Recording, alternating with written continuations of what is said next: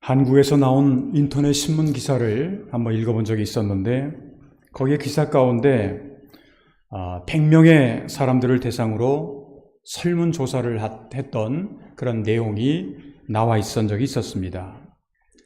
그 질문의 내용은 그렇게 아주 특별한 내용이 아니라 그냥 아주 단순한 내용입니다. 요즘 어떻게 사십니까?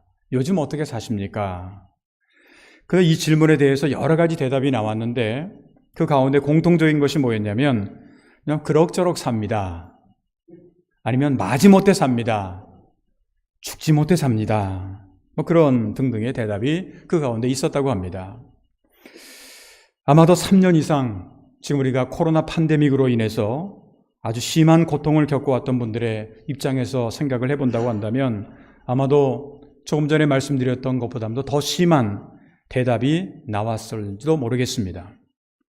만일 제가 오늘 여러분들에게 요즘 어떻게 살고 계십니까? 라고 그렇게 만약에 질문을 한다면 여러분들은 어떻게 대답을 하시겠습니까? 조금 전에 설문조사와 같은 그러한 대답을 하시겠습니까? 그렇지 않으면 다른 대답이 여러분들 나름대로 대답이 있겠습니까?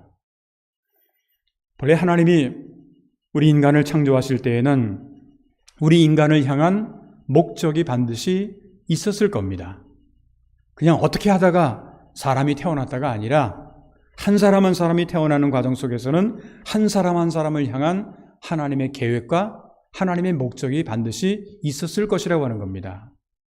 또한 우리들도 한때는 이 땅에 태어난 이상 분명한 인생의 목적과 꿈을 가지고 살아야 되겠다라고 하는 그러한 마음의 결단과 결심이 아마 여러분들 나름대로 다 가지고 있었을 겁니다. 그런데 어느 때부터인가 우리는 본래 우리 인간을 창조하신 하나님이 그 하나님의 목적, 의미, 이것을 상실한 채 자기 마음대로, 자기 욕심대로, 자기 하고 싶은 대로 그렇게 살아오면서 내가 왜 사는지, 내 인생의 목적이 무엇인지를 그 목적을 잃어버린 그러한 상황 속에서 당황하는 인생이 되지 않았을까 하는 그런 생각을 해보게 됩니다. 만일 우리들이 현재 어떻게 살고 있습니까? 라고 하는 질문을 받았을 때 죽지 못해 삽니다. 억지로 삽니다. 라고 그렇게 만약에 대답을 하게 된다고 한다면 그 인생은 하나님이 보실 때 어떻겠습니까? 그 인생은 자기의 신앙의 방향과 목적을 잃어버린 채 방황하는, 그러니까 내가 왜 사는지를 몰라요. 그러다 보니까 죽고 싶기도 하고 별 생각이 다 드는 겁니다.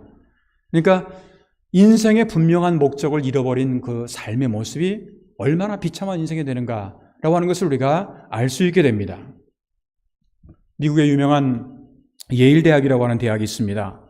많은 세계적으로 젊은 사람들이 그 대학을 가고 싶어서 열심히 공부하는 그런 아주 명문 좋은 대학입니다. 그런데 그 대학에 입학한 대학생들에게 이제 신입생들을 향한 아니면 학생들을 향해서 앙케이트 조사를 했나 봅니다. 그래서 장래의 목표가 뭐냐? 이 학교에 왜 들어왔느냐? 한 그런 식으로 이 목표에 대한 인생의 목표 아니면 인생의 목적에 대한 그러한 설문조사를 했던 모양입니다. 그런데 그 가운데 약 한 3%만이 자신이 왜 공부를 하는지 그리고 앞으로 무엇이 될 건지에 대한 분명한 목표를 가지고 있었다고 합니다. 미국은요, 우리 한국이나 일본 같은 경우는 저희가 잘 모르겠습니다만 어떤 앙케이트 조사를 할 때 10년, 20년, 50년, 70년 그렇게 아주 긴 그 장기 프로젝트를 놓고서 이렇게 앙케이트 조사를 하는 경우가 가끔 있는데 이 예일 대학에서는 한 20년 후에 그 학생들의 모습을 조사해 본 결과 학교를 다닐 때 아주 분명한 목표를 가지고 있었던 목적의식을 가지고 있던 사람들은요, 그 후에 사회에 나가서도 자기 목적대로 향해서 더 전진하고 나아가다 보니까 성공을 하게 되고 또 사회에는 선한 영향을 끼치는 중요한 인물이 되었다라고 하는 그러한 그 보고를 본 적이 있습니다. 이러한 것을 우리가 생각해 본다고 한다면 현재 우리가 하루를 살아도 분명한 목적을 가지고 산다고 한다면 우리는 반드시 후회 없는 인생을 보낼 수가 있을 겁니다. 오늘 우리는 6월의 첫 번째 주일을 맞이했습니다. 새로운 해를 맞이해서 벌써 시간이 왜 이렇게 빨리 가는지, 저도 옛날에는 몰랐는데 시간이 많이 빨리 가는 것 같아요. 제가 60대 아닙니까? 60대다 보니까 시속 60km로 지금 달리는 걸 생각해 보니까 옛날에 30km 다닐 때, 20km 다닐 때, 50km 다닐 때보다는 굉장히 좀 더 빨리 가는 그러한 느낌을 갖게 됩니다. 물론 저보다 시속 80km 다니는 분들, 90km 이렇게 달리는 분도 계시리라고 생각을 하는데, 그런데 그냥 1월 달을 맞은 것 같은데 벌써 6월 달이 됐고, 이제 조금 있으면 이제 12월 달이 오고, 뭐 그런 상황이 되는 거죠. 벌써 1월의 반이라고 할 수 있는 6월을 맞이하게 됐습니다. 저는 오늘 이렇게 6월 첫 번째 주일, 1월의 반을 우리가 맞이하는 이 시점에서 다시 한번 지금까지, 그리고 어떻게 보면 짧게 보면 1년의 반을 우리가 살아오면서 지나간 우리의 인생, 지나간 우리의 신앙생활을 한번 되돌아보고 우리의 신앙과 또한 인생의 목적을 다시 한번 재확인할 필요가 있지 않을까 하는 그러한 생각을 하게 되었습니다. 정말 나는 계속해서 이렇게 살아도 되는 건가? 분명한 목적을 바라보면서 전진하고 있는 건가? 다시 한번 우리 자신들의 모습을 되돌아봐야 되겠다라고 하는 겁니다. 오늘 우리가 조금 전에 함께 읽은 성경 본문의 말씀은 사도 바울이 고린도 교회에 보내는 편지였습니다. 그런데 그 가운데 보게 되면 우리가 어떠한 목적을 가지고 신앙생활을 해야지 진정 후회 없고 그리고 복된 신앙생활을 할 수 있는지에 대해서 기록을 하고 있는 내용이 바로 오늘 성경 말씀의 내용입니다. 그래서 오늘은 1년의 반이라고 할 수 있는 6월의 첫 번째 주일을 맞이하면서 구원받은 자녀, 다시 말하면 크리스찬으로서 인생의 목적을 분명히 깨닫고 진정 후회 없는 삶, 그리고 우리 인간을 창조하신 하나님의 마음에 드는, 하나님을 기쁘시게 하는 그러한 삶을 살아가기 위해서 우리에게 필요한 삶이 무엇인가, 어떤 신앙생활을 해야 되는가라고 하는 것에 대해서 함께 생각해 보면서 오늘은 신앙생활의 목적이라고 하는 그런 제목으로 말씀을 드리고자 합니다.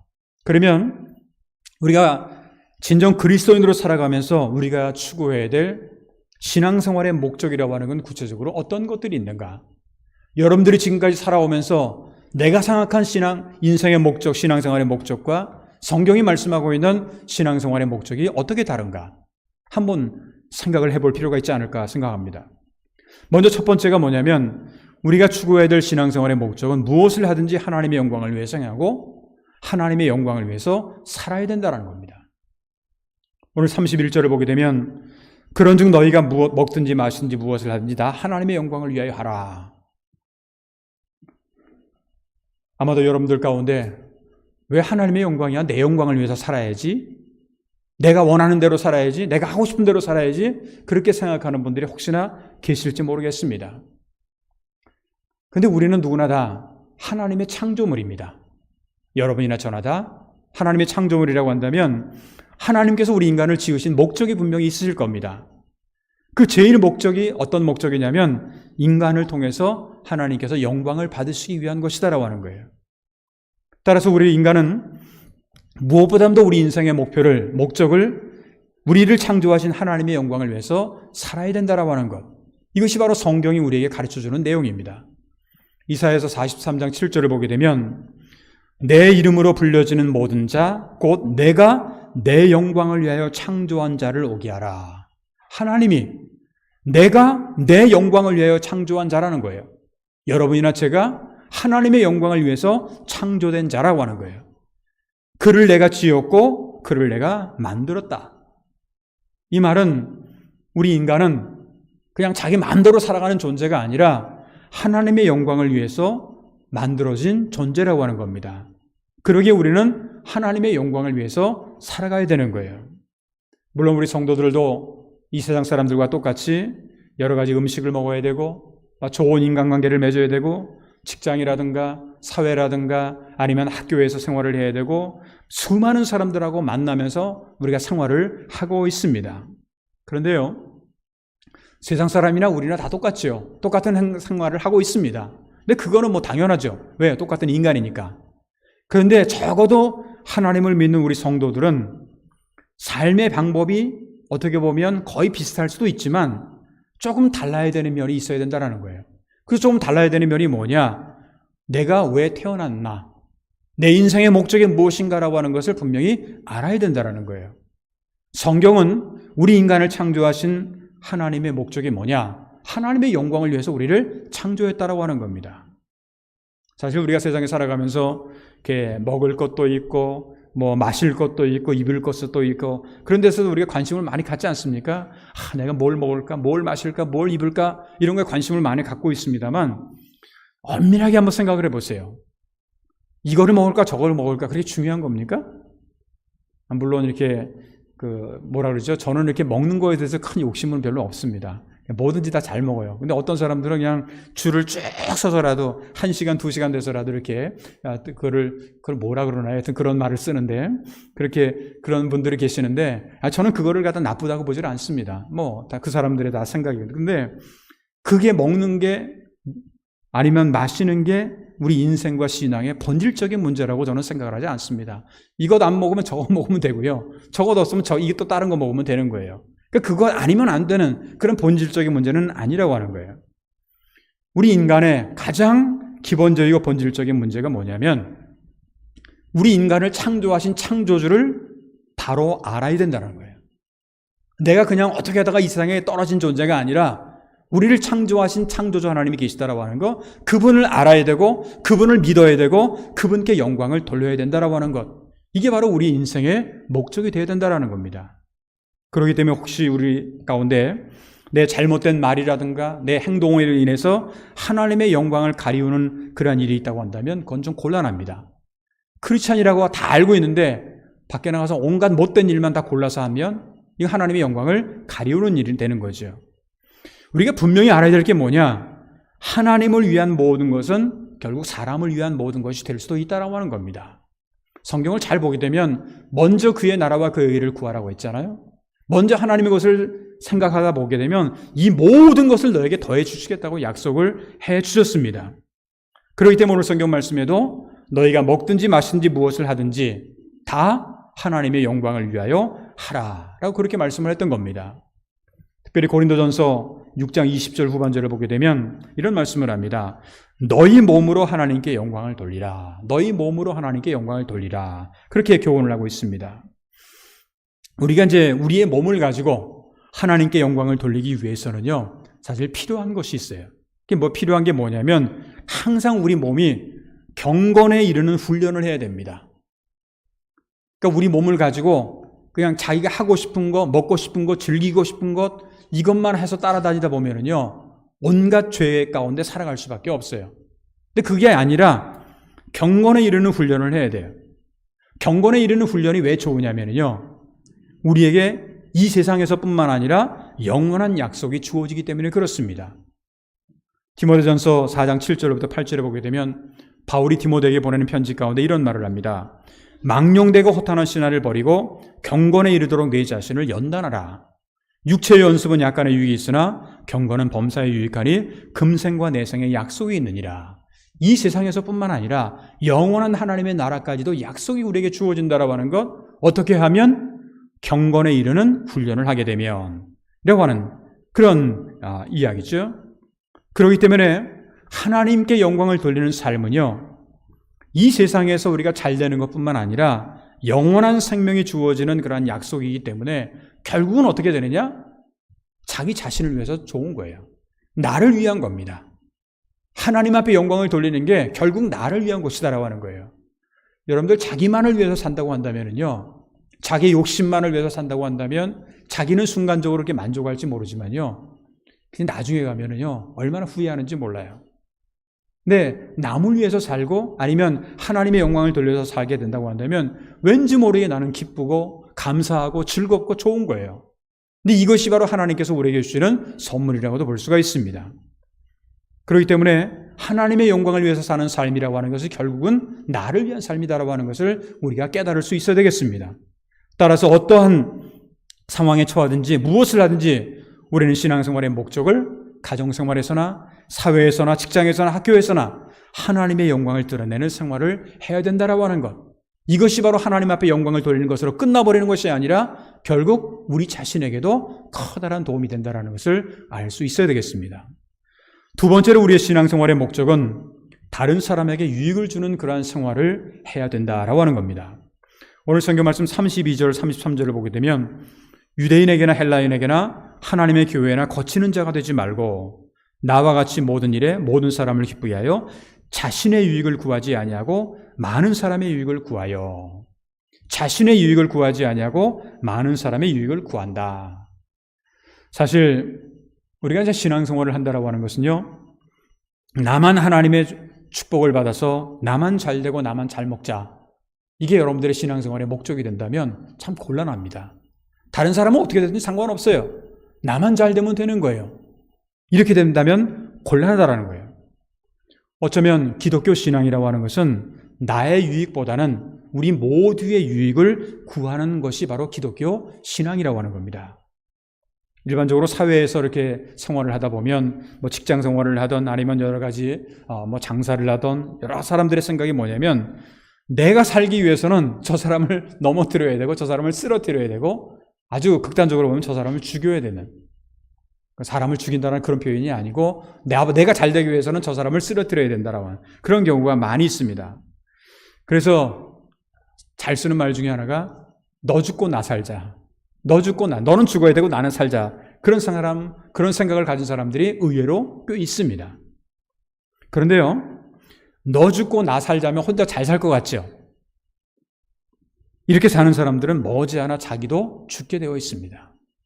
여러분들이 잘 아시는 것처럼 아리스토텔레스라고 하는 유명한 철학자가 했던 말 가운데 인간은 사회적인 동물이다라고 하는 말을 했습니다. 혼자는 살 수가 없어요. 혼자 잘 살 것 같죠? 어떤 외딴 섬에 가가지고 혼자 아무리 많이 먹고 아무리 좋은 거 많이 있어봤자 뭐예요? 봐주는 사람 한 사람도 없고 자기 혼자만 있다면. 그러니까 우리는 사회적인 동물이기 때문에 나는 살고 저 사람이 죽으면 결국 나도 나중에 죽게 되어 있다는 거예요. 그렇기 때문에 너 죽고 나 살자라고 하는 생각은 결국은 함께 죽자라고 하는 결과를 가져오게 된다라고 하는 겁니다. 제가 가끔 여러분들에게 소개해드린 말씀입니다만 영국의 베이컨이라고 하는 프란시스 베이컨이라고 하는 그러한 영국의 경험주의 철학자가 있습니다. 그분에 의하면 인간을 보통 세 종류로 나누어서 설명을 합니다. 먼저는 남에게 유익도 손해도 주지 않는 개미와 같은 사람. 개미는 자기 일만 열심히 해요. 남에게 도와주지도 않고 그냥 내 것만 열심히 하는 거예요. 굉장히 근면하죠. 두 번째로는 남에게 손해만 주는 사람. 거미라고 하는. 그래서 거미줄을 딱 쳐가지고 날아오는 곤충을 다 잡아먹고. 근데 그런 것이 이제 거미와 같은 사람. 그리고 마지막 세 번째는 꿀벌과 같은 사람이다라고 얘기를 합니다. 꿀벌과 같은 사람이 뭐냐면 봄에 이제 꿀벌이 날아다니지 않습니까? 자기도 벌을 따게 되고 거기서 꽃이 피게 하게 하는, 그러니까 자기도 좋고 남도 좋고, 한국말 중에 잘 하는 말 가운데 누이 좋고 매부 좋고 하는 그런 말이 있지 않습니까? 근데 그래서 나도 좋고 남도 좋은 이제 그러한 사람이라고 하는 것이죠. 고린도전서 10장 23절로부터 24절을 보게 되면 모든 것이 가하나 모든 것이 유익한 것이 아니요 모든 것이 가하나 모든 것이 덕을 세우는 것이 아니니 누구든지 자기의 유익을 구하지 말고 남의 유익을 구하라. 참 우리가 신앙생활을 하면서 늘 고민들이 있지 않습니까? 왜 내 거는 신경 안 쓰고 남의 것만 신경 써야 됩니까? 성경을 가만히 읽다 보면요 너무 역설적인 표현들이 많아요. 왼뺨을 맞으면 왼뺨을 맞잖아요? 그럼 오른뺨을 갖다 대라고. 이거 어떻게 우리가 이해를 해야 되나? 보통 이 세상적인 상식으로는 그게 말이 안 되지 않습니까? 그런데 남에게 유익을 주는 삶이라고 하는 게요, 손해보는 것 같고 바보 같은 것 같지만요, 그것이 결국은 자기에게 유익이 된다라고 하는 겁니다. 오늘날 이 현대세계의 가장 큰 문제 중에 하나가 뭐냐면 극단적인 이기주의입니다. 그러니까 에고이즘이라고 하는 말을 쓰죠. 영어로는 에고이스트, 이기주의자. 요즘에 지금 전쟁이 일어나고 있지 않습니까? 전쟁도 가만히 생각해 보면 결국은 다 이기주의예요. 나는 살고 너는 죽어야 된다라는 이기주의지 않습니까? 그렇게 해서 결국은 그 이기주의가 팽배한 그런 시대가 오늘날의 가장 커다란 사회 문제로 지금 대두되고 있습니다. 자기의 욕심을 위해서는 무엇인지 다 하는데 결국 그것은 나도 죽고 남도 죽이는 그러한 길입니다. 그런데요, 이러한 극단적인 그러한 이기주의가 낳은 이 세계의 큰 문제 중에 하나가 뭐가 있냐면요, 어떤 한 국지전이 아니에요. 어떤 한 지역의 전쟁이 아니라 지구상 전체의 문제가 생겼습니다. 그 문제가 뭐냐면 생태학의 문제, 환경의 문제입니다. 이제 기상 전문가들에 의하면 금년도에 이 지구상에 엘니뇨 현상이 일어난다고 합니다. 여러분, 엘니뇨 현상이라든가 라니냐 현상이라든가 이런 것들 아마 텔레비라든가 뉴스라든가 이런 것들을 통해서 보셨을 겁니다. 저는 엘니뇨, 라니냐를 왜 잘 아냐면 이게 스페인어입니다. 제가 남미에서 스페인어를 했었기 때문에 엘니뇨, 라니냐 이게 아는데, 엘니뇨라고 하는 말은 남자 어린아이, 그러니까 남성이에요. 라니뇨는 여성입니다.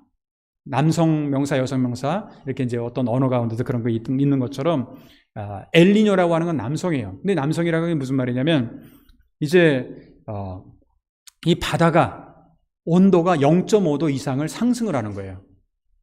그렇게 되면 그냥 바다가 태평양 바다가 0.5 정도 상승하면 그게 뭘 문제가 되겠냐 생각할지 모르지만요, 이게 나중에는 엄청난 결과를 초래하게 된다라고 하는 겁니다. 그래서 아마 금년도에 기상 전문가들에 의하면 예년보다 더운 여름을 맞이하게 될 것이다라고 하는 그런 예측을 하는 이유가 바로 그러한 것에 있는데, 그런데요, 기후변동의 현상이 지금 지구적으로나 세계적으로 커다란 문제가 되고 있지 않습니까?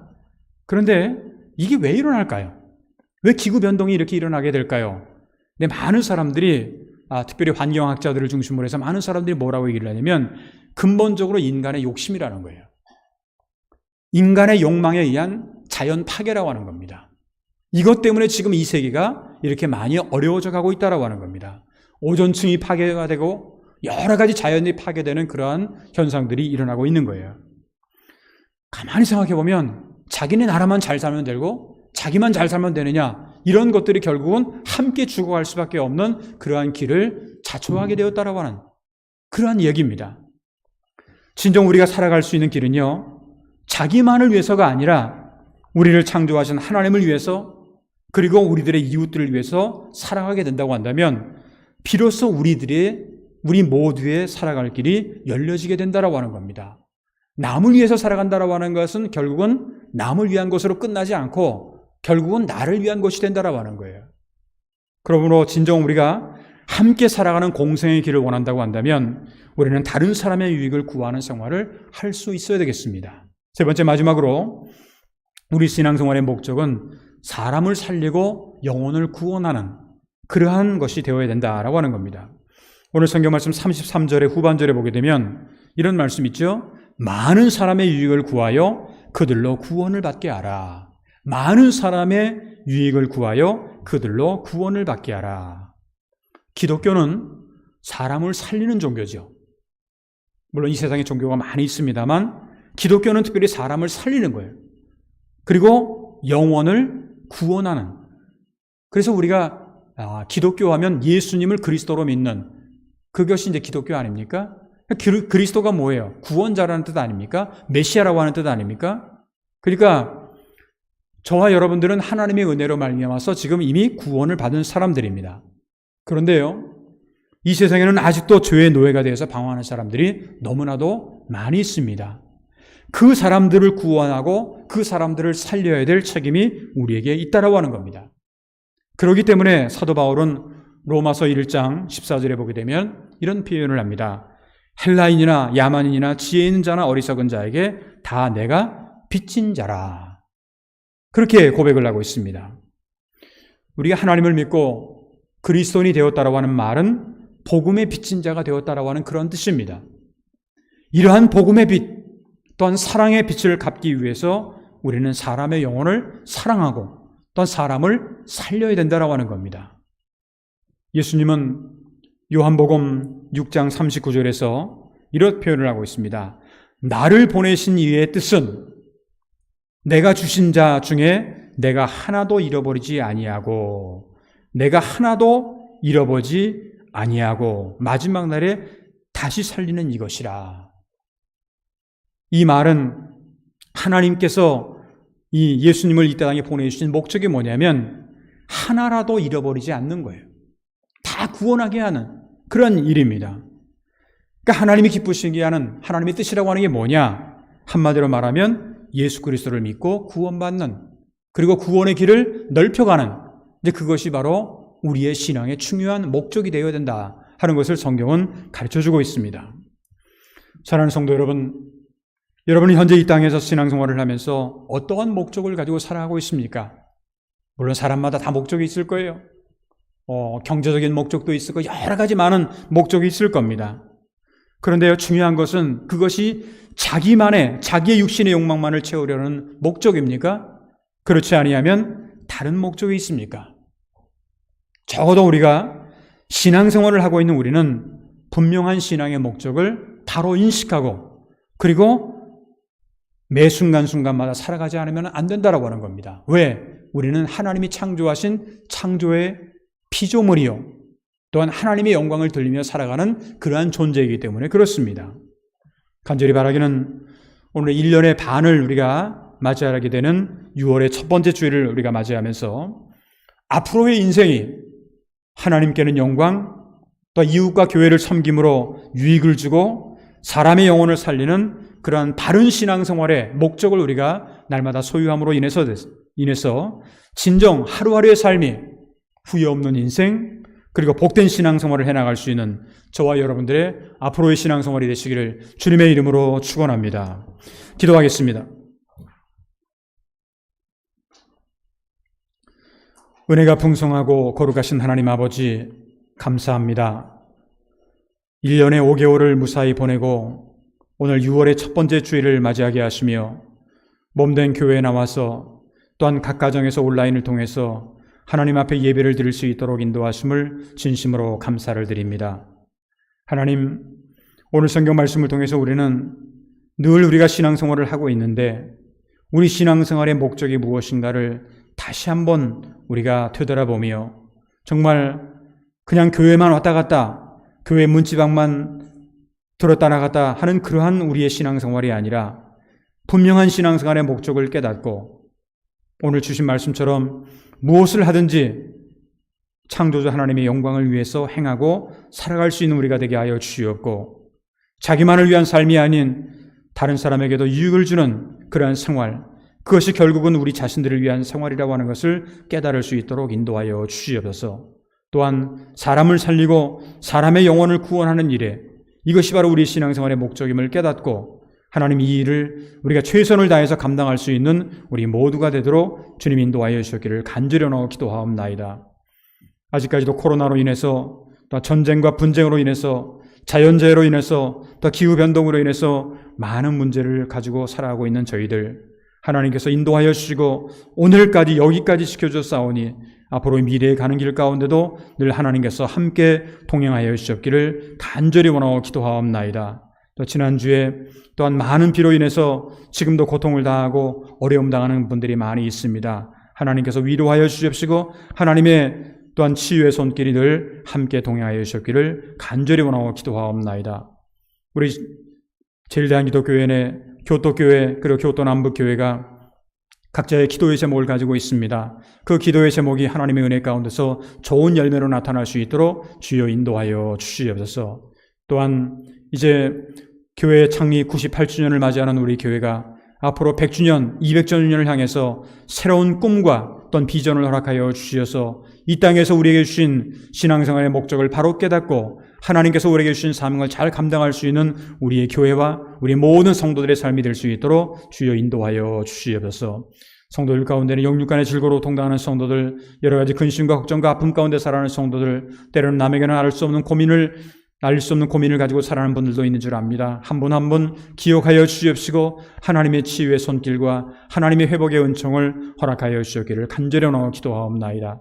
이번 6월달 한 달 동안 하나님께서 저희들의 걸어가는 발걸음마다 항상 하나님께서 임마누엘로 지켜주실 줄 믿사옵고 감사하며 주 예수 그리스도의 이름으로 간절히 축복하며 기도하옵나이다.